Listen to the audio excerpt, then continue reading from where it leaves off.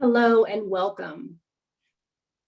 My name is Natasha Dale, and it's my pleasure to welcome you and thank you for attending the San Antonio Virtual Town Hall for managing your finances today and tomorrow.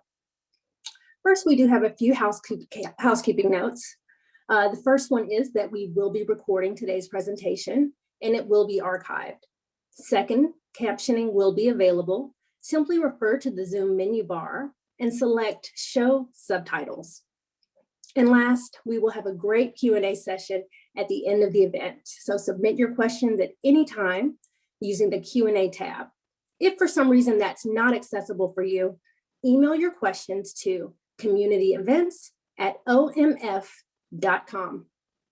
First, we want to be clear. You're not alone. The pandemic brought so many challenges to Americans, individuals, families across the country. Many experienced job loss and were simply unable to keep up with their finances. But there are ways to manage a financial setback and position you for a better financial future. It all starts with a plan, a solid plan, and getting you the help that you need when you need it. We've brought together an amazing panel of leaders and community experts to help you navigate through this time, build a financial future, and manage your finances for today and tomorrow. First, we'll have a special message from Honorable Vicente González, U.S. Congressman. And then we will also hear live from José Menéndez, Texas State Senator. We also have Andrea Johnson, Grant and Financial Education Coordinator from the Office of Consumer Credit Commissioner. Our amazing presenters include Lourdes Zuniga, Executive Director with the Financial Health Pathways of Texas, Mario Obledo, Chief of Government and Public Affairs, San Antonio Food Bank. Also, Mary Marigny from San Antonio Food Bank will join us. And we have OneMain's own Daniel Amaya, Senior Fraud Investigator. And I am Natasha Dale again. I will be your moderator for the day.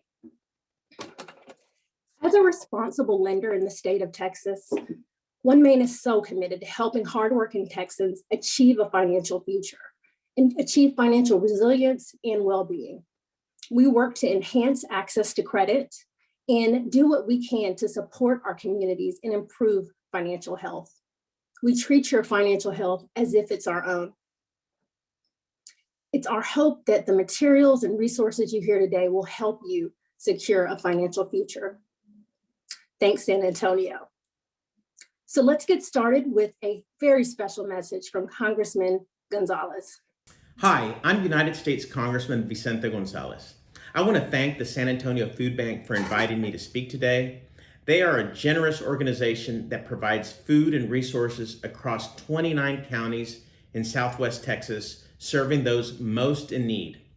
I'd also like to thank the Financial Literacy Coalition of Central Texas for all the great work they're doing to expand access to financial literacy, resources, and economic education across the great state of Texas.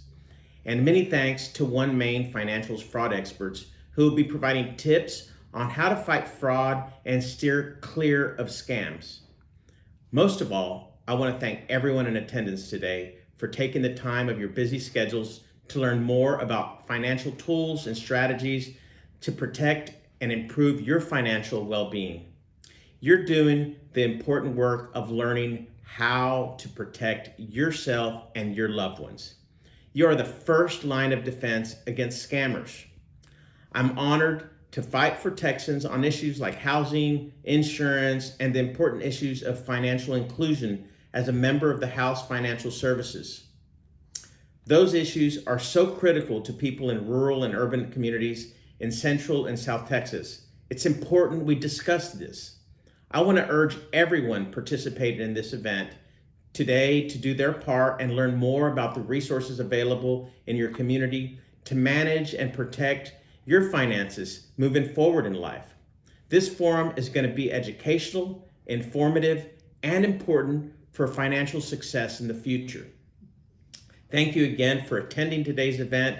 It's an honor to represent Central and South Texas. It's an honor to be here. God bless you and God bless America. Thank you, Congressman Gonzalez, for your words of encouragement. Next, we'll hear from Senator José Menéndez. Good morning, everybody. My name is José Menéndez. I'm State Senator for District 26 here in San Antonio, Texas. And I want to thank you for inviting me to join you on this very important session. As the Congressman stated, and as was stated by the representative from OneMain Financial, the full scope of the economic consequences of COVID-19's pandemic, in my opinion, remain unclear. But what we do know, and what is clearly evident, is that many, many Texans are facing financial uncertainty. And so taking advantage of the resources and the assistance available in the San Antonio area, it's going to help many families get back on a solid financial footing, which is what this virtual meeting is all about. I hope you take advantage in order to build financial capabilities, including financial health, which is extremely important to you and your loved ones.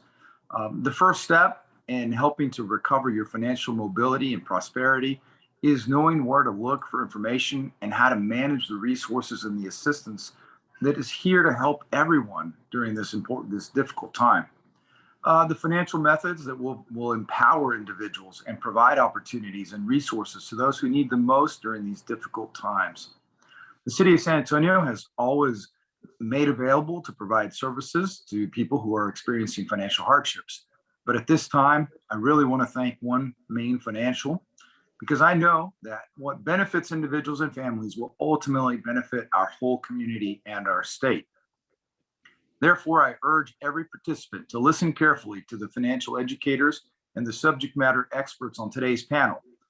All of the presenters have something to offer in terms of financial literacy and capability. And it is my hope that everyone leaves this meeting more confident, better equipped in order to navigate a path forward so that you can feel more secure for your future and your family's future.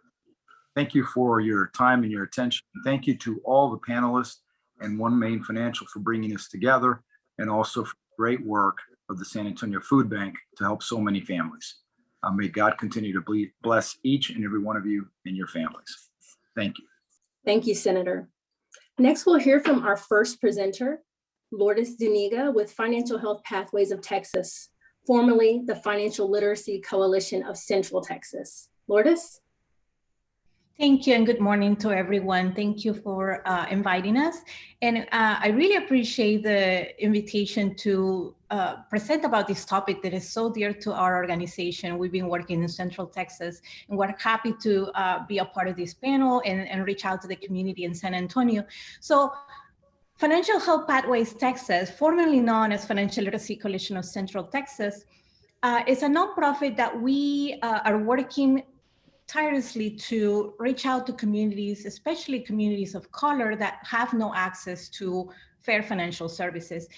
The reason we rebranded our organization is because we understand that financial education alone is not going to enable communities of color and in general, anyone to achieve financial health. But when we wonder what is financial health, we ask ourselves, beyond knowledge and beyond content delivery, what can we do? And so we start building these initiatives that are more asset building initiatives. And so when we reach out to the community, we asked that same question and we got the answers from the community. So our mission now is, we are a community-centered organization that is focused on improving the financial health of Texans. And we advocate on behalf of the underserved and provide them with education resources to achieve financial freedom. Next slide, please. What is financial health? It's a fairly new concept. Can we go to the next one? And it really speaks on the ability for individuals to save, to borrow responsibly, to spend money responsibly, and to plan for the future. Well, financial health, once we achieve all these four components, then an individual will have the ability to cover their immediate needs, but also enjoy pleasures in life, just like everybody else that works really hard and wants to go on vacation or wants to have a car that it's a nice car. So when we talk about financial health, is the ability to afford your needs, but also some pleasures without having an instability in your finances. Can we go to the next one, please? So how have we achieved, how are we working to achieve financial health? So we have our strategies. One of them is focused on youth. And with that, we have a junior academy, it's a career readiness and exploration. So in the state of Texas, the people that are more propensed to live in poverty are young people in between 18 to 34 years old. So this is one of our initiatives that is dedicated to sourcing middle school, what is our career path, so that will raise the income level when these young students decide their career path. So that's a very successful initiative we have here in Central Texas, and we're looking forward to make some partnerships in San Antonio as well. Can we go to the next one?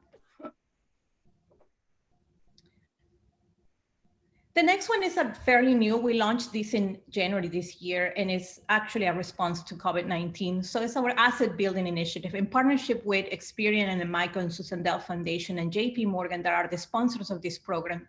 We launched our Texas Save Promise, and it's a technology-based platform that rewards people for saving. The program is a 5-month program. People save $20 and we match $40. At the end of the program, people have saved $100 and we match $200. So that means at the end of the program, they will have the $300 that will be their emergency savings. And that actually speaks to a lot of the economic development nudges and reminders. People get into the habit of saving after they see their savings growing. So that's a very successful pilot that we launched this year. We have graduated one cohort, and the results are really striking because people really want to save. They just don't know how to. And so we are looking forward to also expand this program in the San Antonio area. Can we go to the next one? So this is our Williamson County initiative. In 2019, we did this program with the court in Williamson County. It's an award-winning program. We got an award by the Texas State of Associations of Counties in Texas, and it's basically a diversion program. We teach financial literacy to people with minor traffic offenses, and in exchange, the judge dismisses the case and waives the fines and fees. So to date, we have waived over $250,000 worth of fines and fees, and we dismiss about 1,000 cases. So that's speaks to our systemic change initiative that we want to continue expanding in different counties in the Texas region, hopefully in the San Antonio area as well. Next slide, please. Our capacity building trainings are also a very successful initiative. Not only we are teaching individuals, but we also want to work with service providers, teachers, nonprofit organizations, government organizations to implement programs and embed concepts of financial health and financial wellness in their programs. So by doing this, we're actually increasing our footprint, not just with the individual as a one-on-one, but also to service providers that wanted to know how to implement financial education programs in their own organizations. So this initiative had been piloted with the Austin ISD, and now we're looking to expand these services. So we're also looking forward to expand that in the San Antonio area. Next slide, please.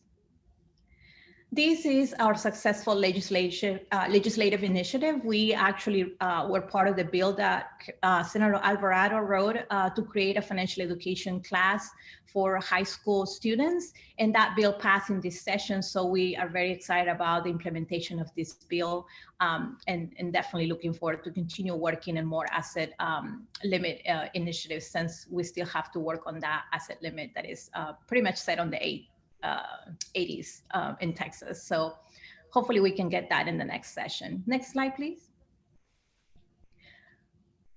Oh, I think there was one more before that. Maybe not. Well, that's in some what our organization is doing. We really look forward to make some partnerships in the San Antonio area. Feel free to reach out to me. That email is going to probably fade away in August, but I can put on the chat my new email if anyone wants to reach out to me. Again, thank you so much for inviting us. We're really delighted to be here with this panel. Thank you, Lourdes. Amazing work there. And it's been exciting seeing how your organization has grown in the last few years. So thank you for joining us. Next, we'll have a message from Andrea Johnson, Grant and Financial Education Coordinator with the Texas Office of Consumer Credit Commissioner. Andrea? Hi, good morning, everyone. As she just mentioned, my name is Andrea Johnson. I'm the Grant and Financial Education Coordinator for the Office of Consumer Credit Commissioner here in Texas. I'm honored today to represent the agency and briefly speak about the importance of financial education, especially as we work to move beyond the pandemic. What do consumers need to make sound financial decisions? The opportunity to be equipped, empowered, and confident with financial education to make these types of decisions. Many times there is a gap between knowing what to do with money, savings, and credit, and actually doing it. Financial education helps prepare individuals to bridge this gap and make smart, informed money management decisions. Money management and credit history impacts many important financial aspects of a person's life, from financing a car, qualifying for a mortgage, saving for emergencies and retirement, or just making sure the monthly bills are paid.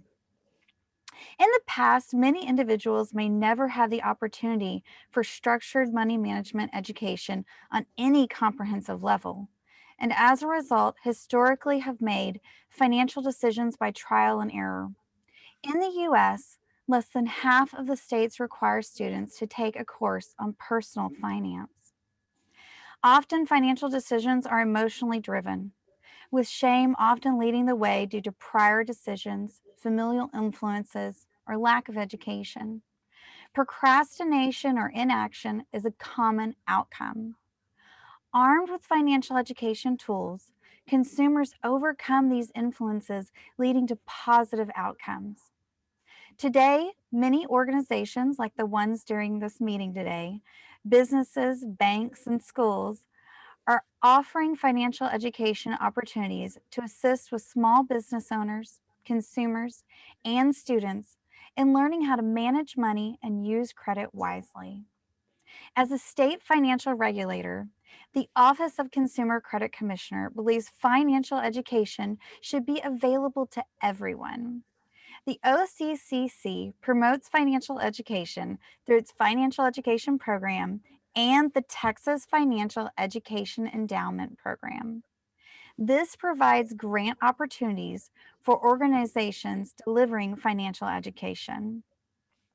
As we emerge from the COVID-19 pandemic, businesses are reopening and students are returning to in-school, in-person learning. Individuals are expressing a strong desire to improve their financial well-being. The best time for increasing financial education opportunities was yesterday. The next best time is now. Thank you, everyone. I hope you really enjoyed today's session. Thank you, Andrea. That's so true. The time is now. Next, we'll hear from Daniel Amaya, Senior Fraud Investigator, OneMain Financial.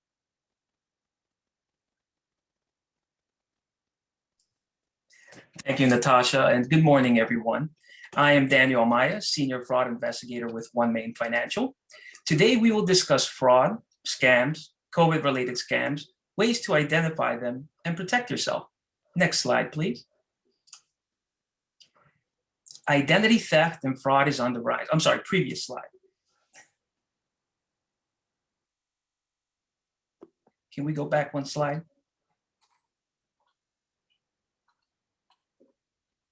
Thank you, I apologize. Identity theft and fraud is on the rise, and it can happen to anyone. But what is identity theft? Identity theft is a crime in which another person steals your personal information to commit fraud. Every year, millions of US residents report that their identity has been stolen and used for various types of fraud. In 2020, nearly 1.2 billion was lost to all imposter scams, up from 667 million the previous year. Romance scams made up 25% of the losses reported that year. Next slide, please. Why are scams so prevalent? They are prevalent because your identity is a valuable piece of information. Identity theft and identity fraud are fast-growing crimes and have been the #1 complaint from consumers for 15 straight years. The use of email, text messaging, and cellular connectivity, which were significant strides in creating a connected world community, have also contributed to the nefarious tools scammers use against their unwitting victims. And as we saw the reported losses in the previous slide, scams are very profitable for the perpetrators. Next slide, please.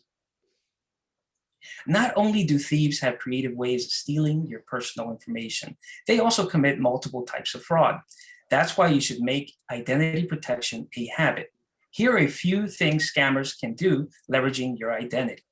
They can open bank accounts in your name that could be used to facilitate other schemes, withdraw money from your existing personal accounts, obtain lines of credit to include personal, auto loans, department store credit, and credit cards, just to name a few.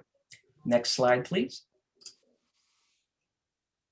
Fraudsters leverage different variations of scams in the attempt to swindle their victims out of thousands of dollars. For example, sweepstakes lottery scams, which are consistent with an unexpected large monetary prize, glamorous trips, and luxury vehicles. This scam requires the unwitting victim to pay out of pocket for taxes or transfer fees associated with their winnings. Unfortunately, we have observed the elderly being most susceptible to this type of scam. Advance fee scam is a form of fraud that is the most common confidence trick.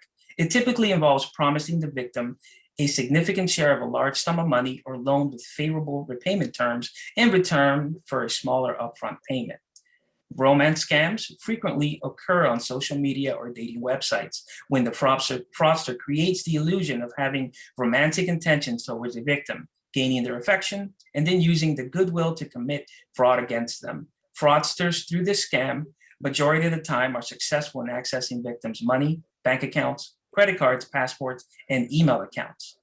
Phishing is the fraudulent attempt to obtain sensitive information such as usernames, passwords, and credit card details by disguising oneself as a trustworthy entity in electronic communication. Phishing also accounts for 90% of data breaches. Next slide, please. We continue with other scam examples of stimulus, phishing, and text. Scammers are taking people's personal information through emails or text messages with COVID-related relief information. Rental fraud scams. Rental property listing scams typically aim to steal money from interested renters. Scammers will try to get the victim to send an application fee, move-in fee, or security deposit without ever seeing the rental property. Charity scams. Scammers target generous people by setting up fake charities or pretending to be existing ones. This scam damages the reputations of legitimate charities and the public confidence of making donations due to high suspicions of fraud. Stimulus fraud. Fraudsters are presenting themselves as a government agency. If you get messages claiming to be related to the government's monetary help for people affected by the coronavirus, don't click any link or attachments. They could expose your device to malware or get your phone number added to lists that are sold to other scammers. Next slide, please. It's important that you pay close attention to your finances in order to recognize the signs of identity theft. For example, unrecognized withdrawals from your bank account, charges on your credit or debit card that you did not make, statements from an unknown credit card, debt collectors calling about debts that are not yours, notification of a data breach. Next slide, please. Following slide, please. Thank you. Additional signs of identity theft to be on the lookout for. Despite having good credit, a credit denial, suspicious emails, text messages, or phone calls asking for personal information, fraudulently filed taxes in your name, bill for medical appointment tests, or even medication that you do not recognize. Fraudsters continue to offer COVID-19 tests to Medicare beneficiaries in exchange for personal details, including Medicare information. However, the services are unapproved and illegitimate. Next slide, please. If you recognize any one of the previous mentioned occurrences, you have options and resources. It is very important to stop all communication and the transmission of funds information with the scammers. Notify your bank or lender so they may be aware of your situation and take appropriate actions to protect you. Report the incident to law enforcement through non-emergency channels. Having a valid police report is beneficial in supporting any future claims of identity theft or fraud. Next slide, please. If you become a victim of identity theft or scam, it is important that you report the incident to all 3 credit bureaus and the Federal Trade Commission. FTC tracks this activity and provides data to other agencies. When reporting incidents to credit bureaus, you may consider placing an extended fraud alert or freezing the credit file if you're not actively seeking any type of financing. In conclusion, I urge everyone to check their credit files and continue to take steps in protecting their identity. Thank you for your time. Have a great day. Back to you, Natasha. Thank you, Daniel. Next up, we'll be hearing from some representatives from the San Antonio Food Bank. We have Mario Obledo and Mary DeMarigny. Hello, everyone. This is Mario Obledo, Chief of Government and Public Affairs speaking. Congressman Gonzalez and his team have been so supportive during COVID-19. I just wanted to make that note. Federal support has certainly helped our country's safety net of 200 food banks across our nation. Federal lawmakers and staff have been supportive, certainly when it comes to critical needs around federal nutrition programs and funding via USDA.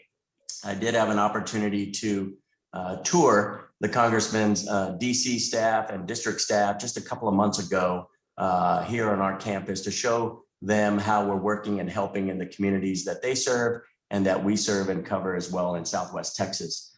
My counterparts at Feeding America and my counterparts in the state of Texas are encouraging our federal delegation to support a few things that will help families during this critical time as they're trying to get back on their feet.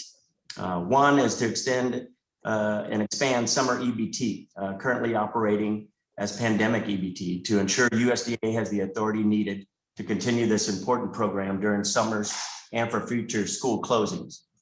Two, make permanent the recent expansions of the child tax credit and earned income tax credit that are making critical financial resources available to low-income families with children and working adults. Three, increase funding for USDA food purchases to support food banks and the TFAP program. Four, address growing capacity shortages across the nation's charitable food system and also supporting the SNAP program, formerly known as food stamps. When it comes to the state, our legislature up in Austin has been very supportive during this critical time. Also, the Texas Department of Emergency Management, both have been supportive by providing food, water, resources made available to food banks and communities in Texas. José Menéndez, I do have to note, has been a hunger champion for many years for the San Antonio Food Bank. His staff has been great to work with and they are always accessible.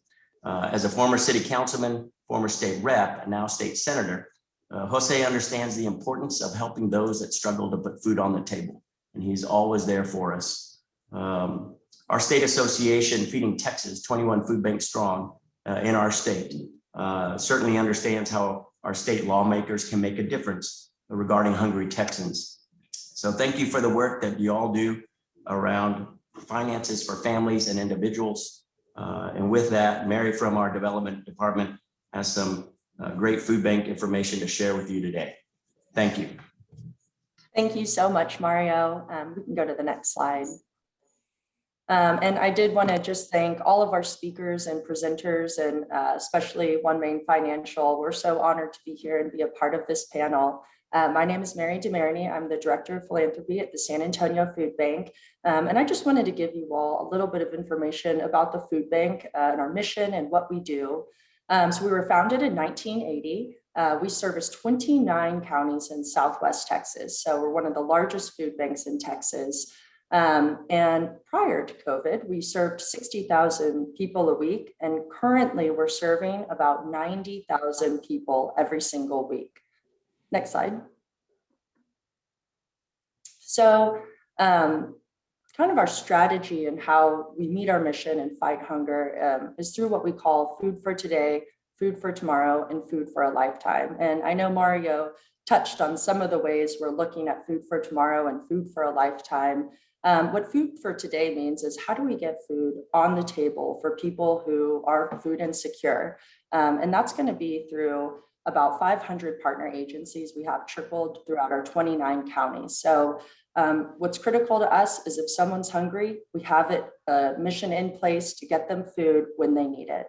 Food for Tomorrow is how do we help stabilize someone's life? And that's going to be through our client services team, helping people sign up and navigate federal benefits.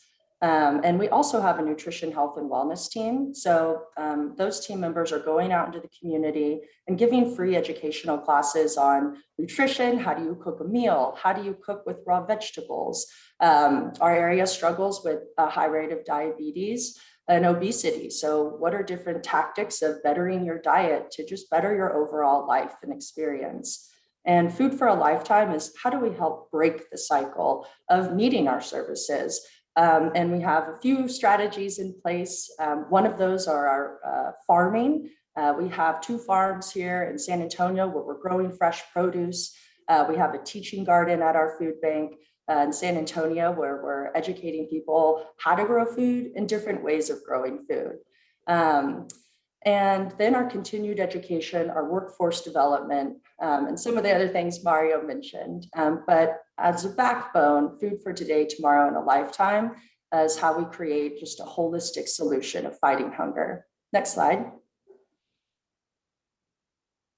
So I did want to touch on just what changed with the pandemic. Like I mentioned, prior to COVID, we were serving about 60,000 people every single week. When the pandemic hit, the need doubled to 120,000 people every week.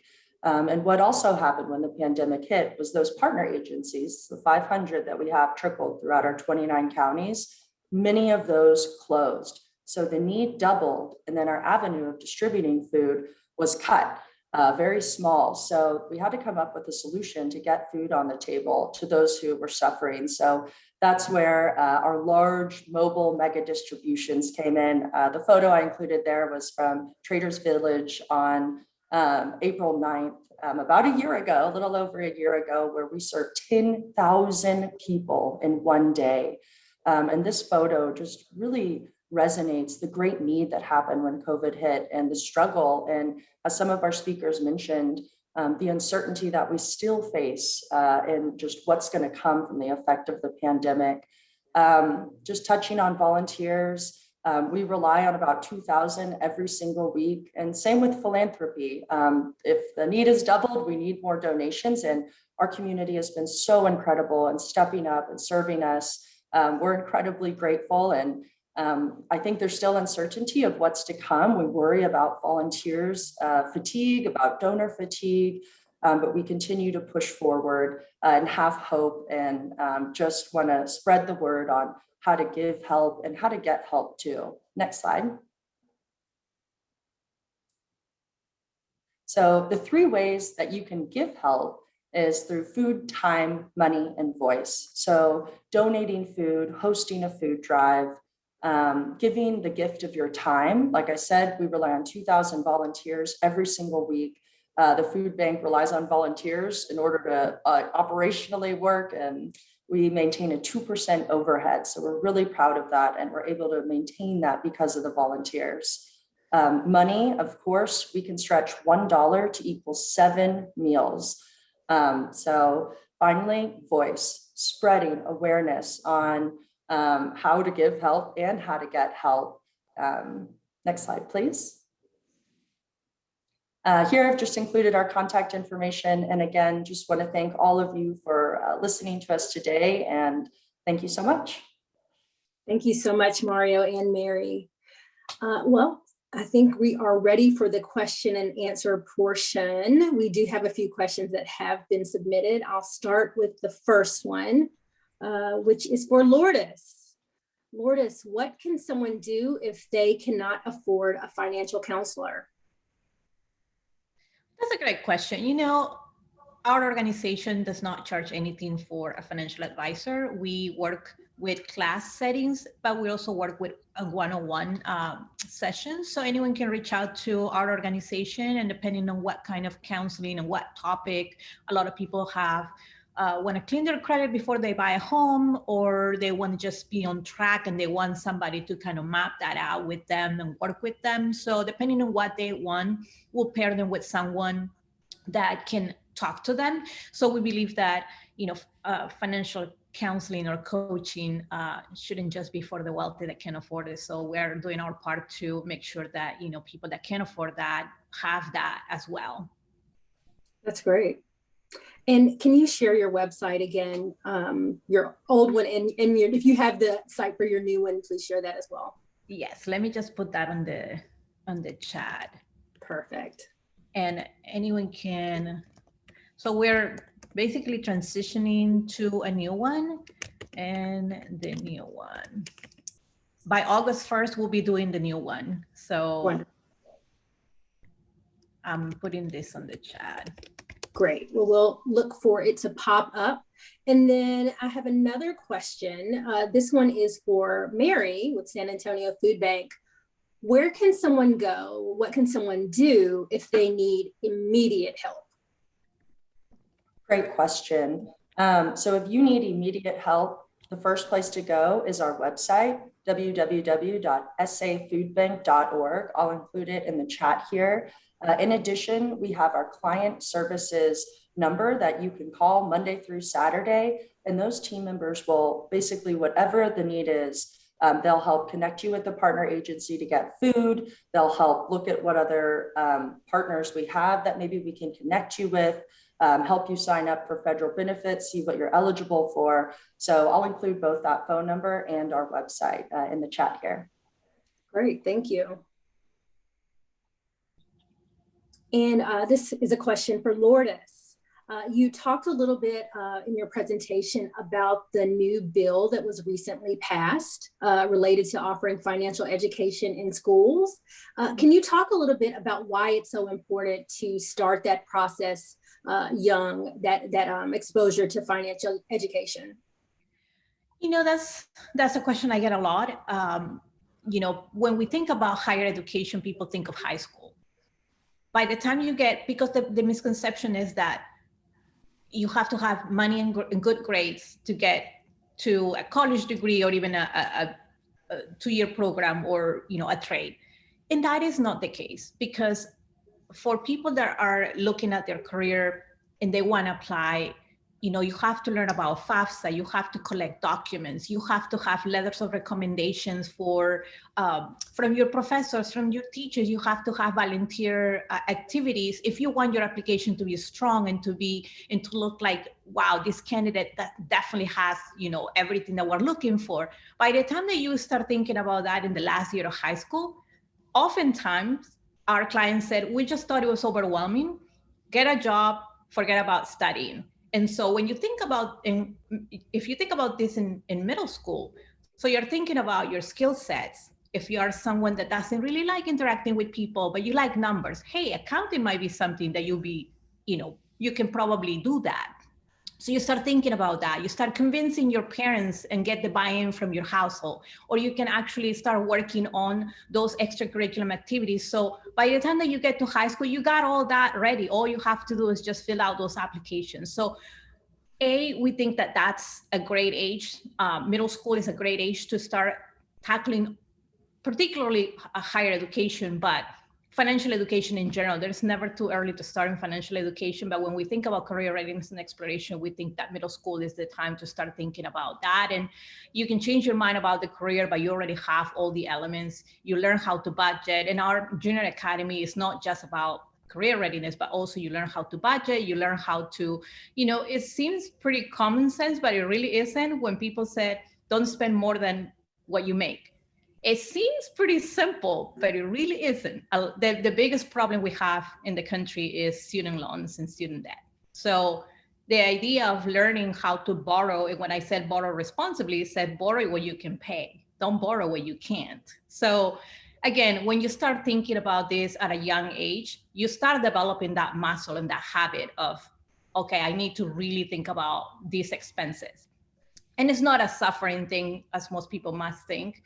It's not all or nothing, right? You can have your Starbucks coffee, just don't have it 5 days a week, have it like 3 times. And that gives you that luxury of having that coffee that you love, but it doesn't make you be broke at the end of the month. So you can have that, you can spend money on yourself. It's not like you can't spend on anything. So I think that those myths often, are built from a young age. So we want to change people's perception about finances. It's not that you have to suffer, you can't have things. It's just have them responsibly and think about the consequences of your expenses. Yep, never too early to learn and think about those consequences. Exactly. Our next question is for Daniel. Daniel, it's hard keeping up with with all of these fraud schemes. How can I keep up? Well, the most important thing is protecting your information, making sure it's not compromised or your emails, accounts, or anything like that's not breached. So the first step I would advise is 1, contact the credit bureaus. Pull that credit file, see what they have on file for you. There may be some erroneous reportings. There may be some accounts on there that you did not obtain. Place a credit alert on there with an extended contact number that helps. But definitely it's due diligence. If you receive a call for claiming you won a prize or a trip, 9 out of 10, it may be a scam. So what you do is find out who they are, who they're representing, quick Google search, identify the company, call them directly. A lot of these schemes are associated as well with Publishers Clearinghouse. It is a legitimate type of lottery. However, the fraudsters know people don't check. If you just take a few minutes, find out a good contact number, the headquarters, call them directly, and they'll probably tell you if you did win or not. And definitely they would not collect any type of fees in connection to any prize you may win. Thank you. Thank you. Well, we appreciate all the questions. That's all the time we have for today. And on behalf of OneMain Financial, I would like to thank each and every one of our presenters. Finally, thanks to all of our attendees. And look out for an email, a follow-up email that will have information and links to all of the resources, information that has been discussed today. So again, thank you for joining us and have a great day.